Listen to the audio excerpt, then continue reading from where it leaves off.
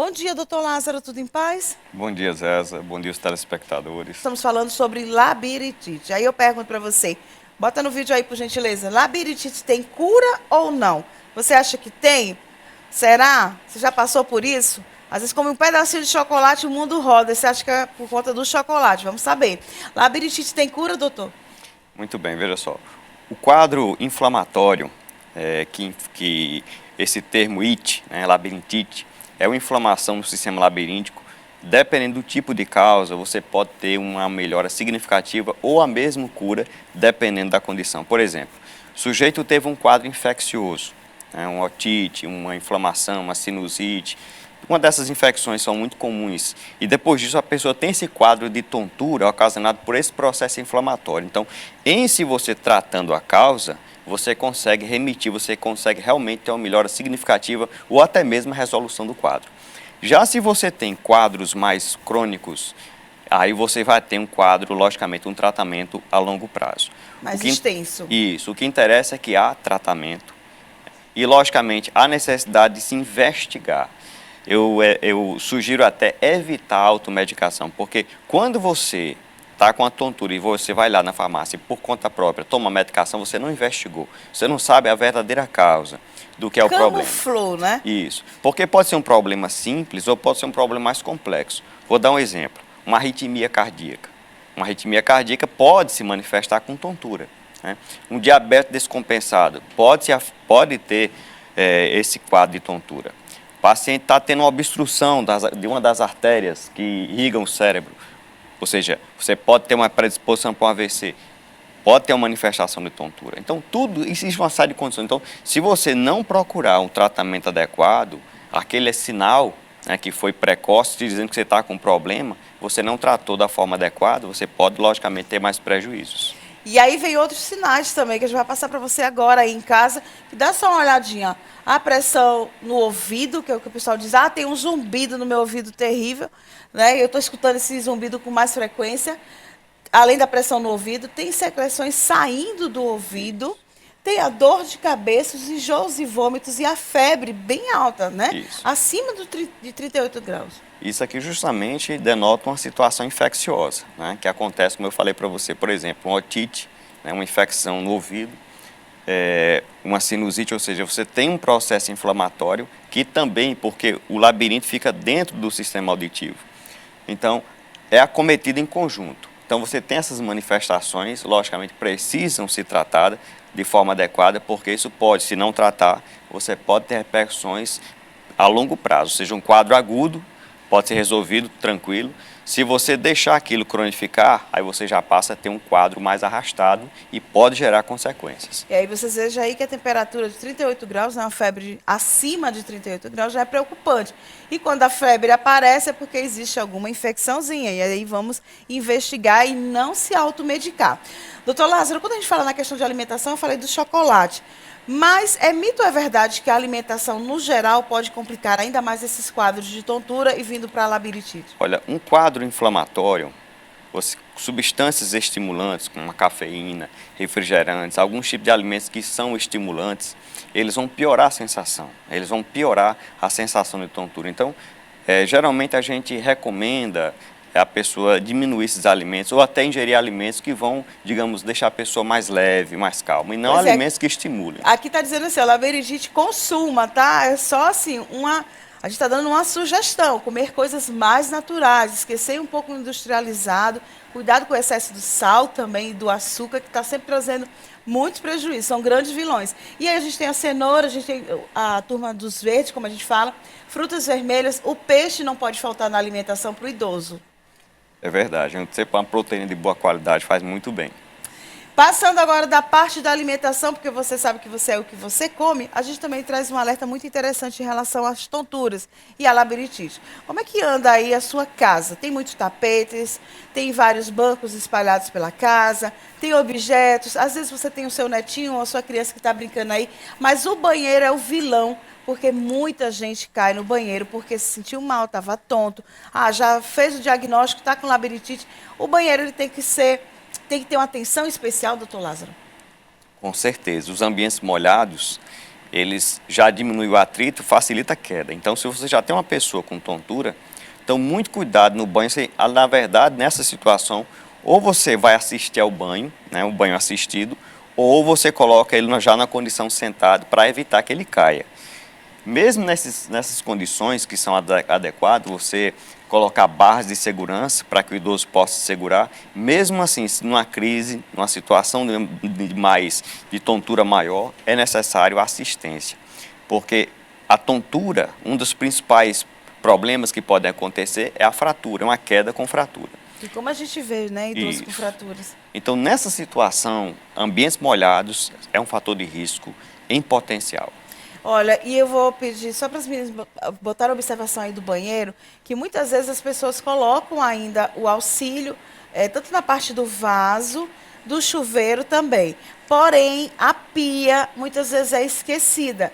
E às vezes o idoso precisa ficar em pé um bom tempo para fazer a barba, para escovar os dentes. Então, para se cuidar melhor. E a pia geralmente não tem essas barras, doutor Lázaro. Fica livre. E aí o idoso vai cair ou para o lado do vaso ou para o lado do box, que é justamente onde tem, na maioria das vezes, muito vidros. É verdade. Outro sinal de alerta interessante é o piso, né? Logicamente, quando a pessoa é jovem, aquele banheiro com aquela qualidade, aquela estética, mas quando você é de mais idade, o piso tem que ser um piso mais antiderrapante, um piso que mais grude. Seria né? grosseiro, na verdade. Isso, que você consiga ter mais um atrito com a superfície do pé. Porque na hora que ele é liso, você perde essa superfície de contato e aumenta muito o risco de queda. Então, cuidado. Se você tem idosos na sua casa ou que você já está envelhecendo, é bom cuidar, é bom olhar o seu piso, porque uma queda, basta às vezes uma queda. Um desequilíbrio, eu diria até assim, às vezes. E Só você, vai apoiar, desequilibrou, vai apoiar como pronto. O pulso já fica comprometido.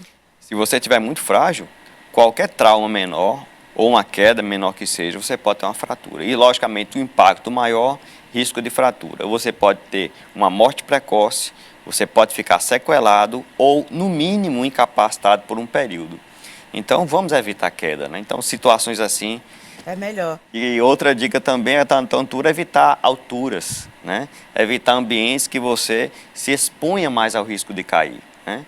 E eu acho interessante também em relação ao banheiro, não fechar a porta porque você pode precisar de ajuda. Exato. A gente estava, inclusive, com a foto do banheiro, a gente voltou, exatamente. E a outra que a gente faz o alerta é em relação a não deixar o idoso. Eu achei muito bacana isso aí, para fazer a prevenção. Você evitar o uso de bancos e escadas, né? Então, se precisar subir escada, mas ajudar esse idoso. Alcançar objetos, sabe, Maria? Isso aí é um perigo. Bota aquele banquinho. Não, eu posso pegar ainda isso aqui no armário, né, filhinho? Sua avózinha vai subir para pegar alguma coisa no armário, bota um banco e pronto. É fatalidade. A gente fica com o coração na mão e tem idoso que dá trabalho também. Então, tira essas coisas dentro de casa. Toda situação de risco, tomar cuidado. Por exemplo, objetos soltos pelo chão, brinquedo, às vezes, das crianças, às vezes, especialmente aquele lá multigeracional. Então, cuidado. Cuidado também com os animais de estimação pequenos. Tudo isso são fatores de risco de queda. Mesmo que o idoso seja independente, se ele está com quadro de tontura, cuidado. Não deixe em situação de risco. Especialmente se é aquele idoso, digamos assim, que às vezes não tem consciência das suas limitações. Né? Porque tem idosos que... Ontem eu lembro uma vozinha de 88 anos, foi limpando a casa, tudo tranquilo, viu um grilo, foi matar o grilo. Quando pulou atrás, caiu, aí tem aquele problema. Graças a Deus não fraturou, mas dores. Entendeu? Então, Entendi. Evitar. Então, Teve sorte, hein? isso. Se é aquele idoso que não reconhece seus limites, então preste atenção, oriente, converse, para evitar essas situações extremas. Pois é, e o segundo item também é importante, porque essa questão de fechar a porta, às vezes, pode ser complicado na hora de você prestar os primeiros socorros. Se a porta do banheiro estiver fechada, se a porta do quarto estiver fechada, o idoso estiver sozinho, ele tiver uma crise de tontura, de labirintite, com certeza vai ficar muito mais difícil você ajudar esse idoso. E na maioria das vezes que ele cai, às vezes ele consegue pedir ajuda e muitas vezes não. Desmaia, bate a cabeça. E aí, como é que você vai prestar esse socorro? Portas abertas. É verdade. E uma dica simples, né? Se você tem o seu pai um idoso que mora só, procure algum sistema de alerta, algum sistema Campainhas. Isso, que você possa chamar alguém, um telefone fácil, que numa emergência você possa solicitar, né? Pois é. Às vezes as pessoas não levam a sério isso, viu, doutor Isso. Lázaro? De ter na cabeceira uma campainha. Isso, que às vezes a pessoa encontra o idoso horas ou às vezes no outro dia depois o idoso já no chão por um período. Pois é. Obrigada demais pela sua vinda aqui, mais uma quarta-feira com assunto tão importante, esses alertas para quem está em casa. Lembrando para você que todo mundo um dia vai chegar na terceira idade, se Deus quiser, porque senão é porque não faz mais parte desse plano. Então vamos ter uma parte da terceira idade mais saudável, com mais cuidados também. A terceira idade com certeza tem os seus momentos muito bons, mas precisa de alguns cuidados essenciais. Doutor Lázaro, por que os idosos começam a sofrer tanto da labirintite? Muito bem. Pergunta muito interessante e uma queixa muito frequente, né? Os idosos, como nós começamos a falar semana passada, um dos sintomas que nós colocamos como que gigantes da geriatria em relação à frequência são as tonturas, né? E a labirintite, como é muito conhecido esse termo, é uma das possíveis causas da tontura no idoso, né? Em que o idoso vai ter algumas queixas que são características, a sensação da vertigem, ou seja, o mundo rodar, ou ele gira, ou a sensação do mundo girar em torno dele, né? Ele pode também ter sensação de zumbido, uma sensação de diminuição auditiva, náuseas, mal-estar. Então, tudo isso são comemorativos que essa pessoa está tendo essa queixa, né, tendo esse quadro. O senhor falou aí nessa questão do girar, né? Dele sentir o mundo girando, a cabeça às vezes fica extremamente tonto. Mas isso mesmo ele estando parado? Isso mesmo ele estando parado, né? Existem outras condições que acontecem muito quando o paciente mexe a cabeça, que é outro quadro que é bem diferente da labirintite, que isso já é mais a questão postural. Geralmente isso é muito comum, não acontece só no idoso, mas muito comum no idoso, em que quando ele vai mexer a cabeça, quando está deitado, ou mesmo sentado, ele vai mexer, vai girar a cabeça, ou vai posicioná-la em alguma posição diferente da que está, ele tem a sensação de tontura, alguns chegam a cair. E é uma sensação muito desagradável. Quando você mexe a cabeça, dá essa vertigem. Isso é uma vertigem já postural, que é outra condição, é outra entidade. É aquela questão também da pessoa, quando a gente fala que está perdendo a coordenação motora. Às vezes a gente está aqui de lá, não sei se acontece com você, às vezes, telespectador, que a gente está aqui, quando a gente gira bruscamente a cabeça para um lado ou para o outro, ou se levanta de vez, como o senhor também muito bem falou. E a labirintite, ela tem a ver com a coordenação motora? Veja só, em relação à coordenação, é um dos sistemas envolvidos no equilíbrio, né? Nós temos três sistemas, melhor dizendo, principais envolvidos no equilíbrio, né? Que é a visão, a audição, o sistema vestibular, melhor dizendo, e a sensação de localização no espaço, que muitas vezes é ocasionado pelas pernas. Quando você fica de pé, então você tem a sensação, você é informado que aquele local, o tipo de nível, como é que está o ambiente. Então, você tem uma que nós chamamos de propriocepção. Então, esses três sistemas envolvidos para que você tenha ideia de equilíbrio. Um desses três estando, ou mais de um estando em desequilíbrio, você tem tontura. Por exemplo, a pessoa, por ter uma alteração visual, você pode ter menos informação de localização e isso prejudicar o equilíbrio. O diabético, por exemplo, ele tem muito formigamento, muito anestesia, ou menor sensibilidade, especialmente nas pernas, e isso já dificulta o equilíbrio. Então, estou dando exemplo de situações outras que mexem com o sistema envolvido no equilíbrio. Isso atinge mais os homens ou as mulheres? Olha, isso aí, indiferentemente, pode atingir os dois, né? Por exemplo, você pode ter vários prejuízos em vários sistemas ao mesmo tempo. Isso é muito comum, exemplo, citei o diabético. O diabético, ele por ter alterações neurológicas ocasionadas pela própria doença, ele vai ter alterações visuais, né? Vai ter alteração na própria retina ocasionada pelo diabetes, vai ter alteração nesses nervos periféricos, no caso, nas pernas, e também o próprio diabetes pode acometer o labirinto, dando prejuízo na função. Então, são situações todas envolvidas que, em conjunto, levam a essas manifestações, né? Então, o paciente que é diabético, ele vai ter labirintite? ele tem, na verdade, mais prejuízo no equilíbrio. Pode ou não ser labirintite, mas porque o termo labirintite já é cunhado, já muito conhecido, e alguns até confundem tontura com labirintite, mas labirintite é uma das causas de tontura, né? É uma das causas. Existem outras causas. Existem algumas doenças degenerativas que acometem as pessoas que estão envelhecendo, que é uma doença já degenerativa, responsável pela incomodar, por trazer prejuízo à função do labirinto, que nós conhecemos como doença de Meniere. Essa doença, ela leva a um prejuízo no sistema, no sistema de linfa, de líquidos dentro do ouvido, que prejudica o equilíbrio. Então, isso é um quadro degenerativo. Então, você tem essa sensação de zumbido, de perda auditiva e uma tontura mais frequente. Diferente quando você vê o paciente simplesmente com uma labirintite, como é conhecido o termo, em que é um quadro mais agudo, em que você tem um quadro de poucos dias.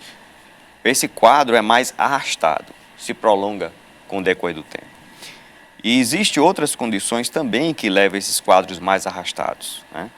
E condições simples que eles podem também prejudicar o equilíbrio. Vou dar um exemplo bem simples que a gente vê no dia a dia. A fraqueza muscular. Os idosos sedentários, aqueles idosos que têm já o peso aumentado, tem dificuldade quando vai se levantar por fraqueza muscular, ele vai ter desequilíbrio simplesmente por o seu corpo, suas pernas especialmente, não conseguir mais sustentar a sua massa corpórea. Isso acontece pela fraqueza muscular. Então, ele vai ter a sensação de tontura simplesmente por não conseguir mais sustentar o corpo. Já está fraco. Deixa seu like, se inscreva e ative as notificações. Até a próxima!